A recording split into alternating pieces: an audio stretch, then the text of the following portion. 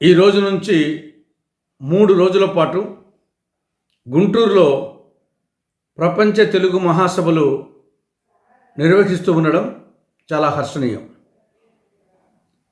తెలుగు భాషను రక్షించుకోవాలంటే ఇది ఒక్కటి చాలదు. శరవేగంగా తెలుగు భాష అంతరించిపోతూ ఉంది. కొంతకాలం క్రితం వరకు ప్రపంచంలో ఎక్కువ మంది మాట్లాడే భాషల్లో తెలుగు భాష 5వ భాషగా ఉండేది.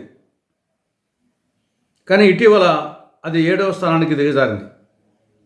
భారతదేశంలో ఎక్కువ మంది మాట్లాడే భాషల్లో హిందీ తర్వాత 2వ స్థానంలో ఉండేది కొంతకాలం క్రితం వరకు.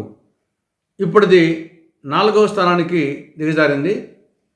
మరాఠీ, బెంగాలీ మనకంటే పై స్థానానికి పోయినాయి.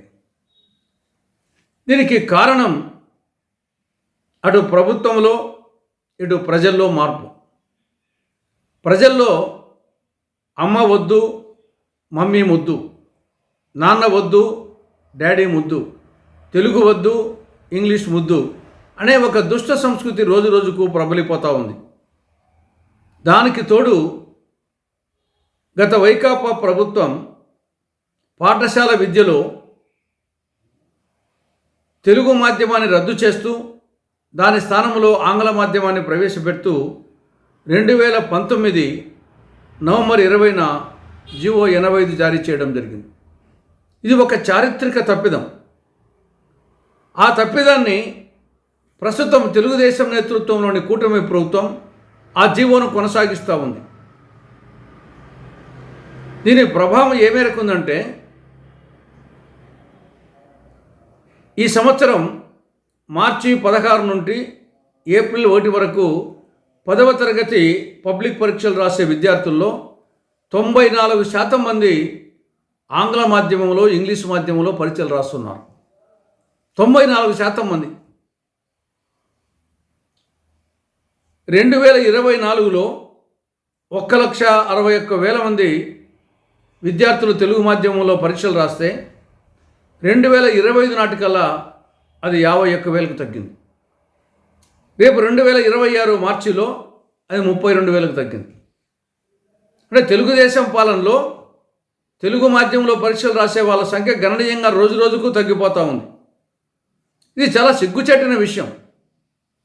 తొలి భాషా ప్రయుక్త రాష్ట్రంగా ఏర్పడినటువంటి ఆంధ్రప్రదేశ్లో ఇది ఆంధ్రప్రదేశా, ఆంగ్లప్రదేశా అనే అనుమానం వచ్చే విధంగా సాగుతూ ఉంది. ఇది తెలుగుదేశం పార్టీనా, లేకుంటే ఆంగ్లదేశం పార్టీనా, ఇంగ్లీష్ దేశం పార్టీనా అనుమానం వస్తూ ఉంది. ఎన్టీ రామారావు గారేమో పార్టీ పెట్టింది తెలుగు భాష కోసం, తెలుగు జాతి కోసం, తెలుగు వారి ఆత్మగౌరవం కోసం ఆయన పార్టీ పెడితే, ప్రస్తుతము తెలుగుదేశం పాలనలో తెలుగు అంతరించిపోతూ ఉంది. కాబట్టి ఈ నేపథ్యంలో తెలుగు భాష రక్షింపబడాలి అంటే ప్రభుత్వం 2-3 చర్యలు తీసుకోవాలి. ఒకటి, జగన్ ప్రభుత్వం జారీ చేసిన జీవో 85 వెంటనే రద్దు చేయాలి.